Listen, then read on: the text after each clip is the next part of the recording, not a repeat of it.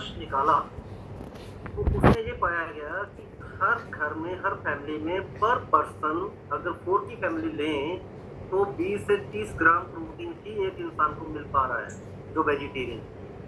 और जो non vegetarian है उनको 30 से फैमिली में जी, उनको 30 से नॉन वेजिटेरियन जो कभी-कभी चिकन खा लेते हैं या अंडा खा लेते हैं, उनको 30 से 40 ग्राम पर केजी बॉडी वेट के हिसाब से पर पर्सन प्रोटीन मिल पा रहा था। इसका मतलब ये है कि हमारे इंडिया में 60 किलो से कम तो कोई है नहीं। पंजाब में तो 70-80 किलो के होते हैं। तो प्रोटीन की ऐसी चीज है that is main building block of our body. वो तो चाहिए।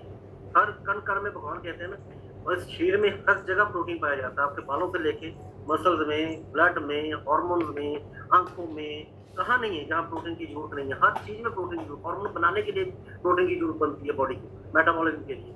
और ये जो प्रोटीन है, this is main building block of our body. अगर इसी की कमी है तो उसी के कारण जब हमने देखा कि डब्ल्यूएचओ स्टडी के हिसाब से इंडिया में 80% of the Indian population is protein deficient, मतलब उनको प्रोटीन पूरा मिल ही नहीं पा रहा।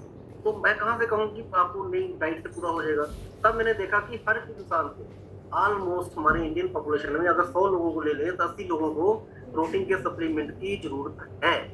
और वो कहाँ से, कौन सा क्वेश्चन है, कौन सा प्रोटीन लेना चाहिए। अब बात करते हैं आयुर्वेदिक लेना चाहिए, नेचुरल लेना चाहिए, ऑर्गेनिक लेना चाहिए या सिंथेटिक लेना चाहिए।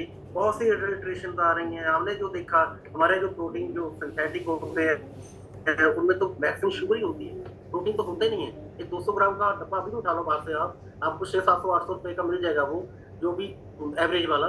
उसमें लिखा होता है each 100 gram of powder contains 12 से 18 ग्राम ऑफ प्रोटीन, वो भी सिंथेटिक। और उसमें से भी 60% आपकी बॉडी में जाएगा, 40% वेस्ट होगा।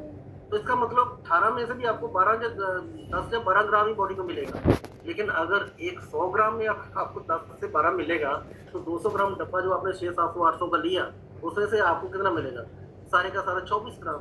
तो अपनी बॉडी को रोज हमें क्या कितना मिल रहा है? मैंने बोला 30 से 40 ग्राम। अगर हम 60 किलो के हैं तो चाहिए कितना? 60 ग्राम।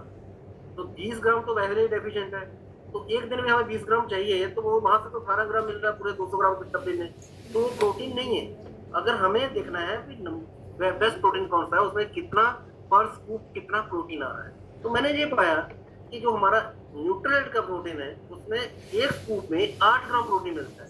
अगर 2 से 2.5 या 3 स्कूप आप रोज ले लेते हो तो आपका प्रोटीन डेफिशिएंसी रोज की कमी जो है कंप्लीट हो जाती है। आप उसको रेगुलर लें, जैसे खाना खाते हैं वैसे लें, तो आपको प्रोटीन की डेफिशिएंसी नहीं होगी। प्रोटीन की डेफिशिएंसी क्या होता है? बाल दो मुँहे हो जाते हैं, आप लेथार्जिक रहते हैं, आपको कमजोरी सी रहती है, आपको कोई भी बीमारी जल्दी लग जाती है, आपको इम्यूनिटी लो हो जाती है, आपका खून पूरी तरह नहीं बनता है।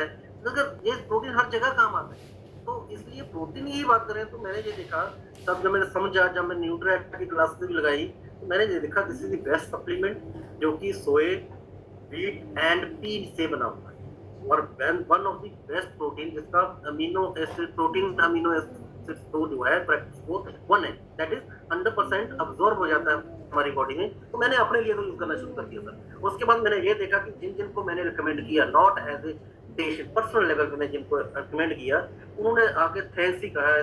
तो मैंने देखा दिस इज द बेस्ट। और भी होंगे, लेकिन as per my personal experience I am feeling blessed कि I am using Nutrilite products for my own health. Thank you sir. Thank you doctor साहब। वन मोर थिंग डॉक्टर साहब, आप अभी recently retirement हुई है आपकी, है ना? वैसे लगते नहीं हो आप रिटायर हो गए फ्रैंकली। मैं तो लगा नहीं, मैं सोचता भी नहीं मैं रिटायर हुआ हूँ। डॉक्टर कभी रिटायर ही नहीं होते, वो कभी नहीं कहीं भी बैठ जाए, स्पेस डाल के वो पेशेंट देखेंगे। जॉब रेगुलर गवर्नमेंट जॉब से जो आपके आपके आपकी एक्सपर्टीज किस में रही है थ्रू आउट? क्या आप sir, I am a chest and TB specialist, और चेस्ट के पेशेंट जितने ही मैंने देखे हैं आज की डेट में, चेस्ट के पेशेंट देखता हूँ प्रेफरेबली। वैसे तो जनरल भी देख लेते हैं, लेकिन चेस्ट के पेशेंट मैक्सिमम मैंने देखे 2007 on 2007 onwards till today I am chest specialist. अच्छा, और आप मतलब चेस्ट फिजिशियन और एमडी आपने किया चेस्ट और उसके लिए ना, एंड आपने न्यूट्रिशन और विदाउट न्यूट्रिशन में कोविड पीरियड में क्या ऑब्जर्व किया?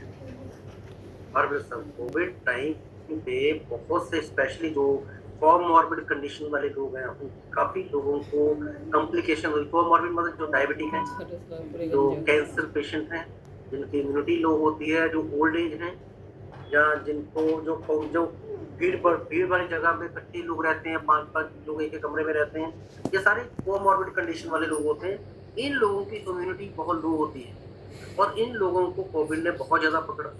और अगर हम लोग, मैंने अपनी जो टीम बनाई है जिसमें मेरी वाइफ ने हमने काम किया है, हमारी ऑर्गेनाइजेशन जो हम लोग सप्लीमेंट लेते थे, विद गॉड ग्रेस मैं भी ले रहा था और हम लोगों को ऐसा कुछ नहीं हुआ। इवन कि मैं कोविड के बीच में रहा हूँ, मेरे को कोविड नहीं हुआ था, लेकिन थर्ड वैक्सीन जब मैंने लगवाई थी, थर्ड बूस्टर डोज, उसके बाद मेरे को कोविड हुआ था, बट वो भी कोई सिम्टम नहीं थे, पॉजिटिव आया। That is because of that I was taking this supplements. That's great sir, that great. मतलब मैं इतना कहना चाहता हूँ कि आपका पर्सनल एक्सपीरियंस है रादर, और आप कुछ भी कर रहे हो उससे। जी और थैंक यू डॉक्टर साहब, thank you very much. It was really really nice experience, और मैं जोरदार तालियां चाहूँगा सभी एक बार करें। Now thank you very much.